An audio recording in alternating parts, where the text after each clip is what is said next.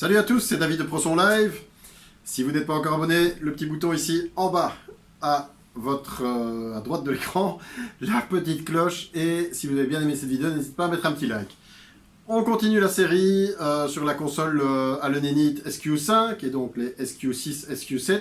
Je voulais juste faire une courte vidéo aujourd'hui pour vous parler d'un super produit qui est l'application. Alors, il y a une application dédiée pour la console qu'on peut avoir sur Windows, Mac, Android iOS qui contrôle vraiment l'ensemble de la console.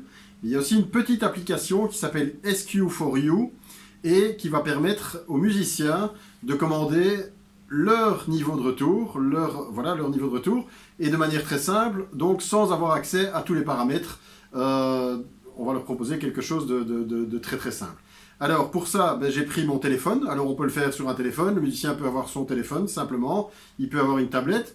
Qu'est-ce qui se passe? La console est reliée à un routeur Wi-Fi, ça c'est tout simple, il y a un câble, il y a un routeur.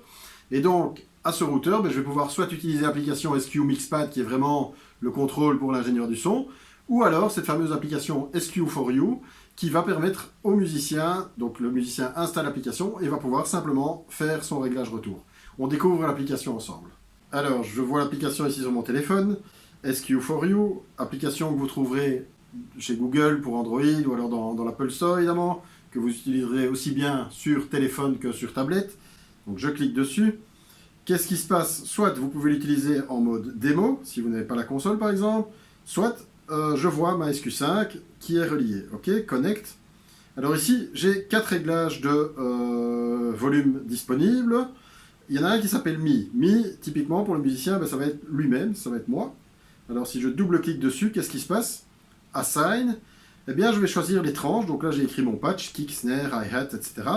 Je vais choisir les tranches que je veux, qui sont moi-même. Mettons que je joue de la guitare acoustique et de la guitare électrique. Voilà qui est fait. Je vais décider d'un niveau de base qui est, je vais taper vers les moins 5 dB pour chacun des deux instruments. Si je reviens en arrière, eh bien, voilà, je vais pouvoir régler le niveau de mes deux guitares, acoustique ou électrique, selon que je veux plus fort ou moins fort, d'une manière très très simple. Ce qui est génial, vous pouvez le voir, ici je suis dans ma console, je suis sur l'auxiliaire 1 qui correspond au guitariste. Eh bien, si je monte ou que je descends, eh bien, forcément, les faders vont suivre le mouvement demandé. Voilà. Les faders vont suivre le mouvement demandé. Et forcément, l'ingénieur a toujours la main mise sur le mix du musicien. Mettons que dans le premier réglage de volume disponible sur l'application, je double-clique. Et bien là, par contre, je vais mettre, je ne sais pas moi, toute la batterie et la basse. Alors attention que c'est limité, on est limité à 16 canals par écoute. Hein. Bon, ça suffit pour mettre tout le bend, tous les claviers ou ceci, cela. Bon, ici, en l'occurrence, j'ai choisi de mettre la batterie et la basse. Je reviens en arrière. Et ici, je vais choisir, voilà, je vais dire, je veux un peu de ceci, un peu de cela. Si j'y arrive, voilà.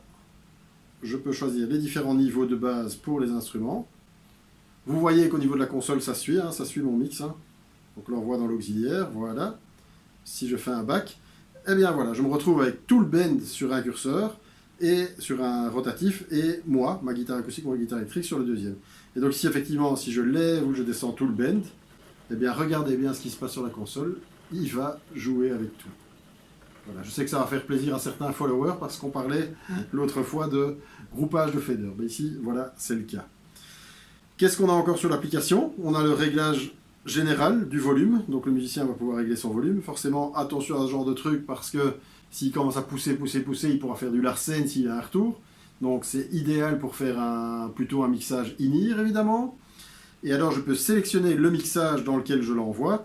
Donc ici, il est locké, donc je le déloque, très bien. Et donc je vais pouvoir choisir le musicien, si je suis dans l'aux 1, l'aux 2, l'aux 3, selon que c'est défini forcément avec l'ingénieur du son.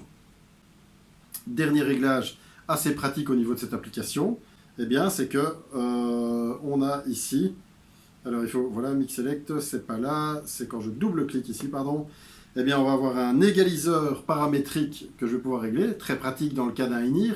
Forcément, cet égaliseur ne correspond jamais que à la sortie, à l'égaliseur qui est sur la sortie auxiliaire de la console. Hein. Donc encore une fois, l'ingénieur peut retrouver, mais écoute, voilà, j'ai envie d'un peu moins de grave, un peu plus d'aigu.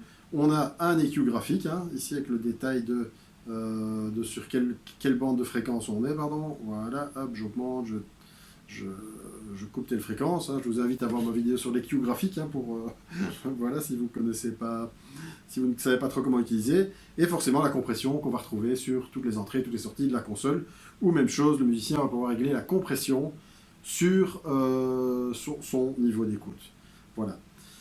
Donc, merci à l'application, merci à l'Enenit, merci à cette application SQ4U qui vous permet que chaque musicien fasse son propre réglage retour sans que vous ne deviez plus faire le travail.